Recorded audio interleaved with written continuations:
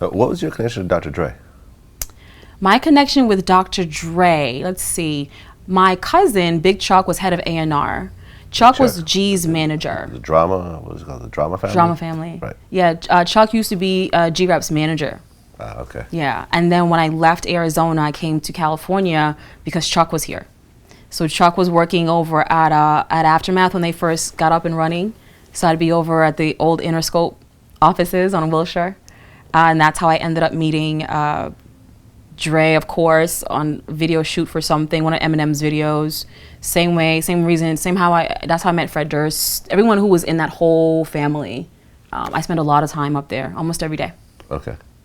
You and Dre messed around, but was it anything significant or? No, Dre and I were around each other often because of the connection. So I think that we tried something that to me didn't work. You know what I mean? Like sometimes you're around someone and you want to know, and there's a chemistry or there's a tension, you know, and you're around each other for a year or whatever, and you're like, maybe hey, let's go on a date, let's go to dinner, let's see if it works. And you try it and you're just like, let's just be friends. Right. And that's how that was.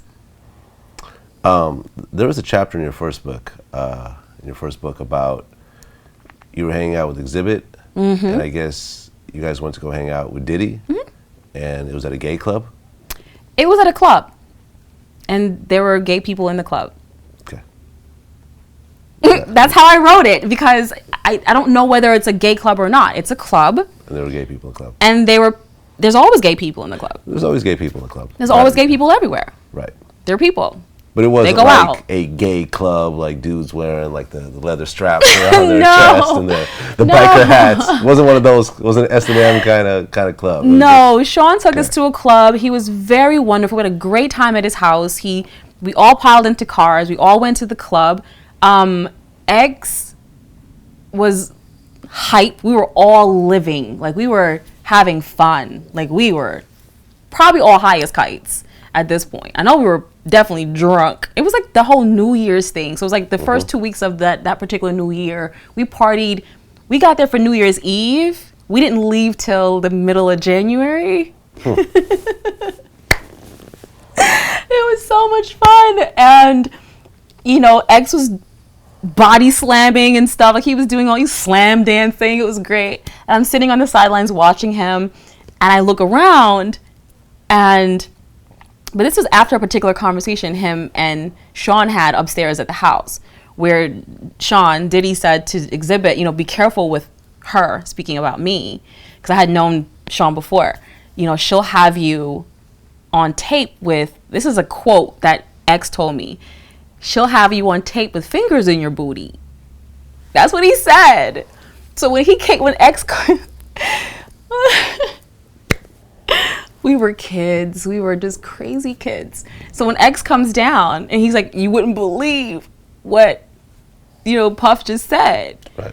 So I was like, why would he say that? He's like, I don't know. So that was like a joke that we had. Okay. There's a part in your book, you know, I'm starting to come back to me now.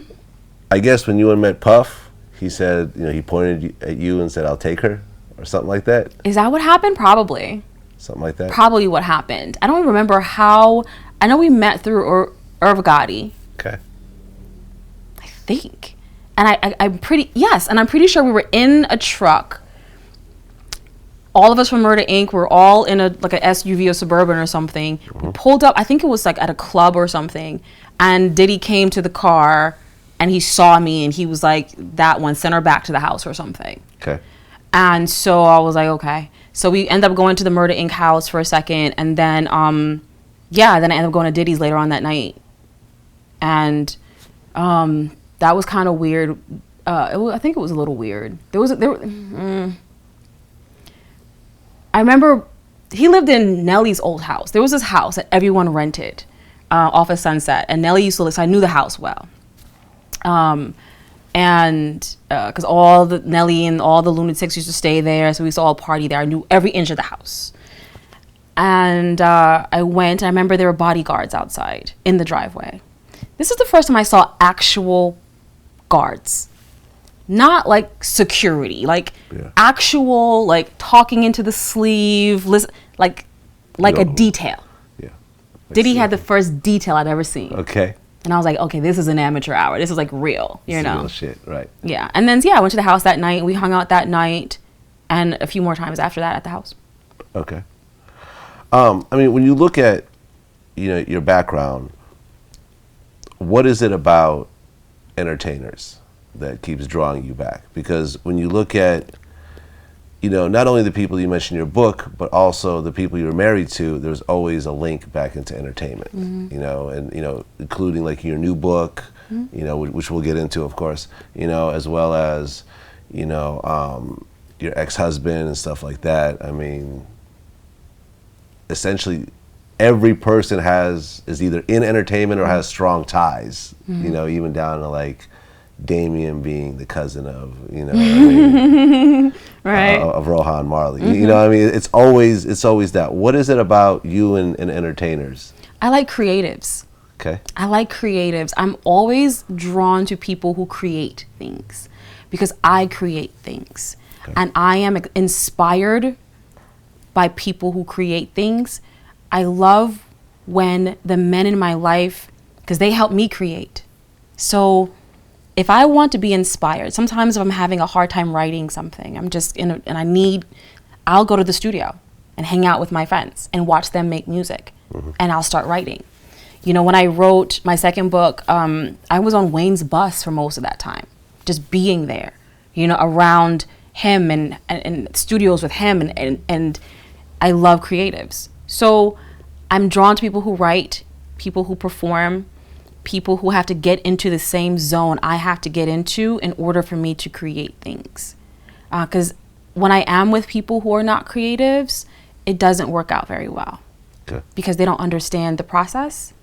And so if I need to lock myself in a room for 3 months and drink myself half to death, or listen to my music blaring until 5 o'clock in the morning, or whatever that process is for me, someone who has to get up and go to work in the morning does not understand it, doesn't get it, doesn't want to get it, doesn't get it. If I need to be out for 3-4 days with my friends or in the studio and not eating, not sleeping, whatever it takes for me to click into, whatever I got to click into in my brain, the average person doesn't understand the process. So I prefer to be with people who have that process, who are connected to the process, and so that they understand me.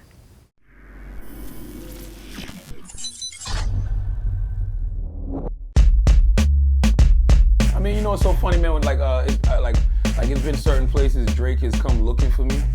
Like when I guess it was the breakfast. Sometimes a lot of times people will advertise the Breakfast Club is going to be somewhere, but it might be Envy and Angela, and I don't be there. I think celibacy is important right now for me because I'm trying to stay focused, and I want to smile more, and I want to be more into my music, and I want to be more into myself, and I want to just get to know myself better.